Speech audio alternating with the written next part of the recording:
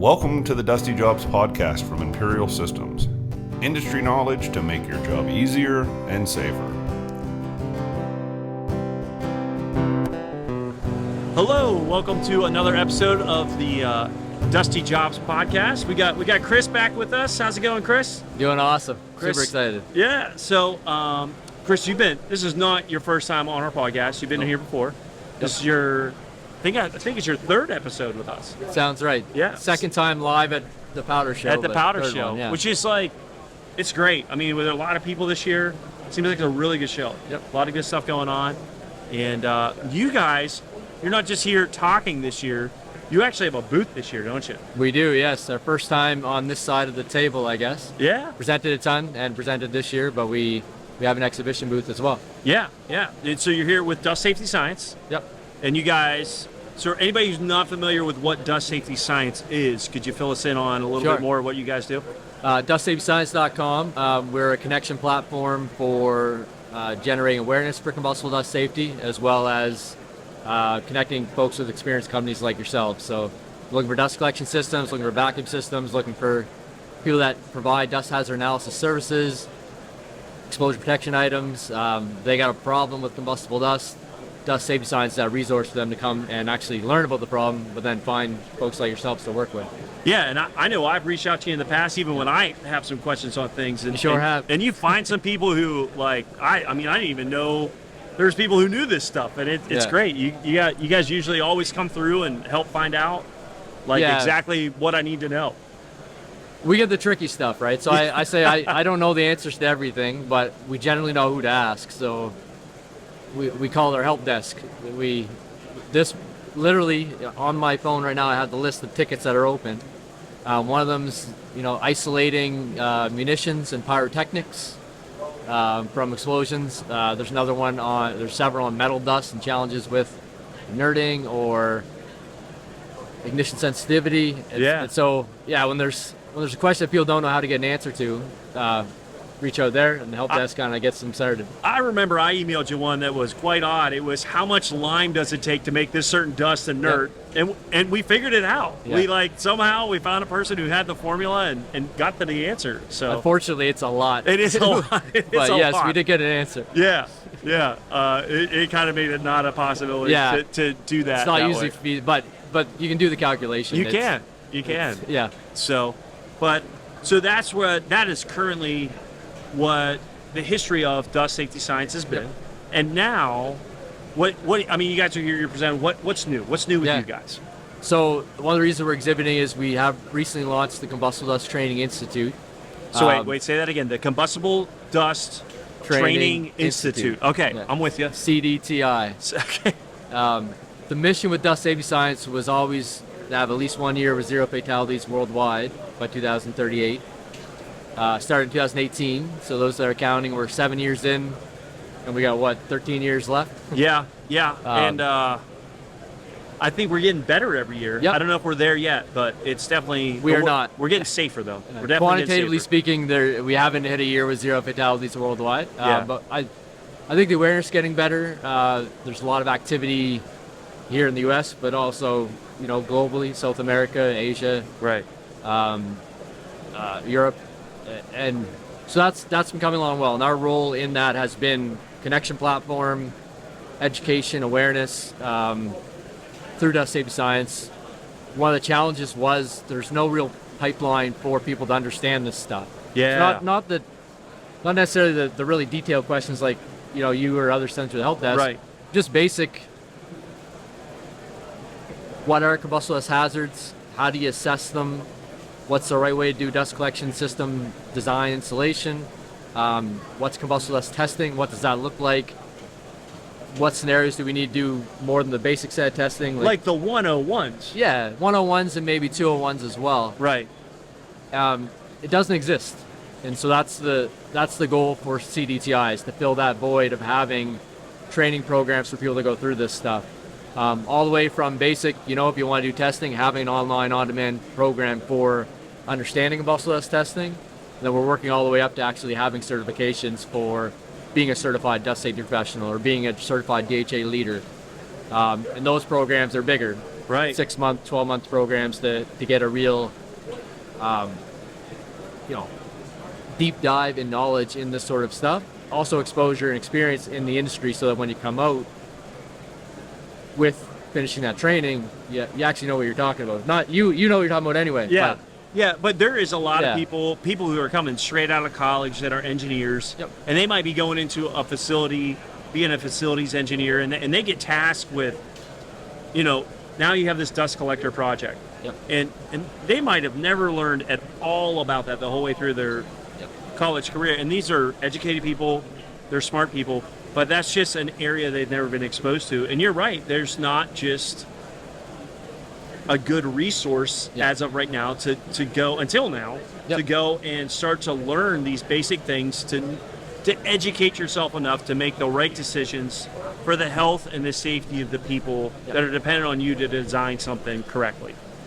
Yeah, and there's that side of the equation, just I'd say junior staff in companies knowing how to work through. Because we run a help desk probably at least once a month, if not more, we get a call from consultants saying, do you know who we can hire? We're looking to expand. We get a call from equipment manufacturers saying, hey, we want young talent that knows something about combustible dust. Yeah. Or we just hired junior staff and we want to train them up. It's not something your guidance counselor in high school said, hey, there's a career yet. We're in trying to get exploding there. dust. Yeah. So And so there's just and combine that with, we have a lot of older people that are kind of retiring out of combustible dust. There's no pipeline of people. So that's one of the founding things we're trying to solve with CDTI is, okay, how do we have a structured program? Maybe it'll be a university set of courses someday where we'll work towards it, but let's start with something where folks can get trained up from, knowing nothing to actually being able to go and support these industries. even basic vocabulary at time can be challenging at first. What is KST? What is PMAX? How does that work? What do those mean? How do I evaluate this? Like, not even knowing the vocabulary within this space can set its own set of challenges when someone's reading a spec or someone's trying to write a spec to get a bid out. Yep. So is that some of the stuff you guys are covering in It this? is. Like, when I'm looking at the 101 courses, walk me through a couple of what those are. And Yeah, so great question. So the starting point is we have a certificate program, Combustible Dust Specialist Certificate. Okay. That's a 10-hour on-demand course. We've had 80 people go through it so far, and most have finished it now and done the quizzes and got their certificate. So that's sort of like the step one version. so if I would go into that, what would be some of the basic things I'd learn about? So we cover at a high level combustible dust testing, so identification of hazards. Okay. The DHA process, so that you understand how it works, not necessarily you can go completely So when I get yourself. that combustible dust test back, I'd actually read it and know what I'm talking about a little bit. Interpretation of data is in there. Yeah. Then high level on protection methods, prevention methods. We don't have an awareness course, like a 2-hour be aware. This is I'd say this is 101 level. So we will have an awareness course, we just haven't created it yet. This is enough to bring somebody up to speed, probably geared towards like equipment manufacturer, where they want to be able to talk sensibly with their clients about this sort of thing. Right. And know what they don't know. So that's the certificate program. Then we have a number of core courses within a curriculum that we're developing. So a much deeper dive on testing, a much deeper dive on hazard prevention and mitigation systems, interpretation of results from dust hazard analysis, management systems like housekeeping, management of chains, that sort of thing, and a couple other programs that we're building out. And if you combine that with this certificate, and that's what the certification is that we're building towards. Gotcha. So to get that certification, then you do all the core course requirements. We have some electives you can specialize in. There is an exam at the end of the 6-month period. It's not small, 200 multiple choice questions. Holy so moly. It's not meant to be, a walk in the park. It's not meant to take 6 days to get through. And then some experiential learning requirements on the job stuff, and that gets you through that certification. So what would be some of those experiential learning? There's two kind of flavors. If you're working in a job where you're actively handling combustible dust on a day-to-day basis, that's probably going to be able to fill those requirements. Okay. If you're if I'm in a powder bulk situation such as a wood factory or a grain facility, Yeah. like probably just interacting with what's going on there would handle that? A lot of the time, we're still working through the committee to be able to evaluate experiential learning and, Okay. and what works and what doesn't. Yeah. But generally, like if you're working with a dust collection company, you have jobs where you're speccing out equipment. Like that's a really good experiential learning opportunity. If you're, a health and safety manager and you're taking the program, and you have some combustible dust on site, but you're taking it just, you've had your DHA done by an outside expert, and you're not really involved with projects. We submit projects for those folks. We provide learning opportunities for them. Gotcha. So it might be a case study of an incident that happened. Oh, they have okay. to rewrite what a DHA might look like for it. Gotcha. So there are cases where if you can't get that learning experience on your day-to-day job, then we're providing those learning opportunities for folks. Because we want to be able to do both. We want you guys, we want equipment providers to be able to go through the program, get value, but also then health and safety folks, occupational health and safety, industrial hygiene, so they can step in and be that SME, that subject matter expert for their company, Right. to interface with folks that are helping them. So if somebody's out there and they're looking on the internet right now and they're trying to find, they got tasked with the first time their company is going to be dealing with Yep. a combustible dust situation. Yeah. By the end of this 6-month course, they'd probably be pretty well set to be able to evaluate anything that's coming in, Yep. how to actually look at the products that they need to purchase, how to talk to the equipment providers about, right? I mean, that's the goal of it? Is that the end? It is, Yeah. and there's two programs. There's a certified DHA leader, and then there's Okay. a certified dust safety professional program. That kind of flavors kind of towards the certified dust safety professional. I gotcha. There is a DHA leader program as well, which is a bit different, but the certified dust safety professional, it's really about interfacing better. So when you get quotes for a bunch of exposure protection equipment, you know enough to be able to assess, is this the right protection? Does this How to make ask sense? the right questions. How to ask the right questions. Yeah. How to, who do I go to if I need to understand the dust collection system? We need to do grounding and bonding. Like, it's more about being that subject matter expert point of contact within your company, so you at least have somebody that can do that. Right. The DHA leader program also has some elements on top of that about how to lead and facilitate the hazard analysis process, how to build a team, who to look for to bring into that team, how to actually run site assessment, how to do the reporting afterwards. Yeah. That's kind of where you get in. If you do the CDSP program, you shouldn't really be set out into the wild and start doing hazard analysis and hazard assessments yourself. There's more training and experience or requirements on top of that, But if you did the what was the first one? The CDSP, yeah. You probably would have a better understanding on how to read your dust hazard analysis when Exactly. you have someone bring it back to you. Yeah, exactly. And it's a big challenge. Like, people go get a DHA done today. Some DHA providers are better at this than others.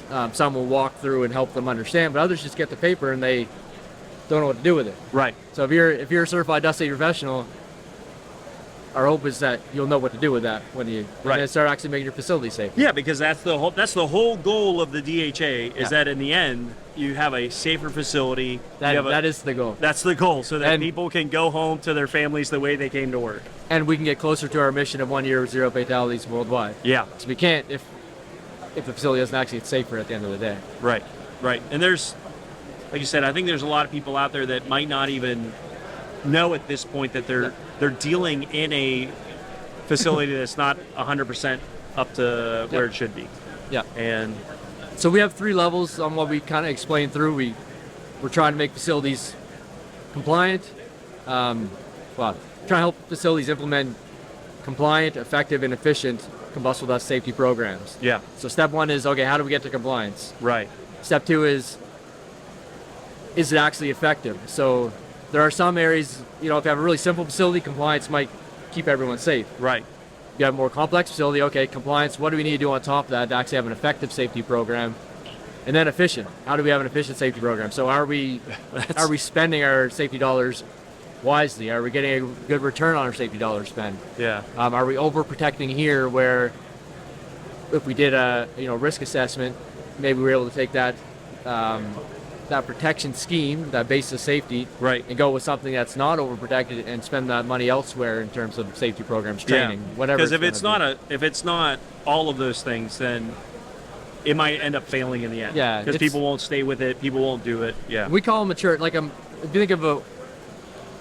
think of a really mature safety system or an organization that has really mature safety, they have all those elements, right? They're in compliance. Right. They have an efficient safety program. It actually stops people from getting hurt. Right. And they have that's effective. And they have an efficient safety program. They're being wise with how they're investing their safety dollars every day. That's what good looks like. I'm sure you've seen various phases of that. I have. I've seen good to nothing. Yeah. So it could be any, and we're just trying to, here's how you build up that compliance, effective, efficient, and if you skip the step, if you try to do efficient before you are effective or compliant, it doesn't. A lot of people try to go that route. It doesn't work all that well. Same thing if you try to, make it effective, but say, we know better than the NFPA 664, so we're going to do it this way, and you just guess and leave some stuff out and you're not in compliance. You maybe can do that, but in a lot of cases, you're only leaving it out because you haven't experienced the loss that has driven the change in the requirement that came in the first place. Right. So it's advisable to start with compliant, then move to effective, and then make it efficient after that. Yeah. That's a great model for. I'll be presenting that next year at Powder and Bulk Solids. No, I don't know yet. But maybe I'll pitch it to them. So if someone's interested in signing up for one of these classes, being part of that, how do they do that? How should they reach out? I mean, do I just Google this, or what's the best way to do it? The best way is just go to dustsafetyscience.com, and you'll see there'll be a button or a tab somewhere that says training. Eventually, it'll be more prominent on the site if it's not already. And that's the best way. You can always reach out to me, Chris, at dustsafetyscience.com. We run our own podcast. We got you guys have a ton of information on there. If you got a question, like training side, you want training, do that. Yeah. If you got a question, you're stuck, you can't figure something out, just do the same thing. Go to dustsafetyscience.com, ask us. Like I said, we don't know the answer. Chances are we know the person that does. You know a guy. And if we don't, then chances are we don't have an answer. You might need to ask a better question. But we'll work on it. Yeah. So, are you looking at me, Chris? So I need to ask better questions when I send them to you? No, it's all right. There's a distribution of users for our help desk, from little to lots, and Donovan's on the other side of the curve, so he has to use it quite a bit, which is good. We appreciate it. Yeah. So, I appreciate it too, because usually I only get these questions I had to come to you with when people are trying to make their facilities better and safer. And so, if I got to come to you with something, Chris, for me, it's great because people aren't just ignoring issues anymore. Yep.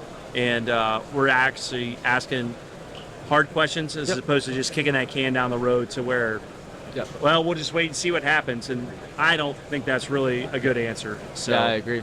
Yeah. Thanks for having me on. So I look forward 2 more years to do another one of the next Powder There you go. So, hey, thanks for everybody for listening. Check out Chris at Dust Safety Science, and check us out on YouTube, Instagram, all those social media feeds. Like and subscribe. And until next time, stay healthy and stay safe. See ya. Thanks for listening to the Dusty Jobs podcast. Breathe better, work safer.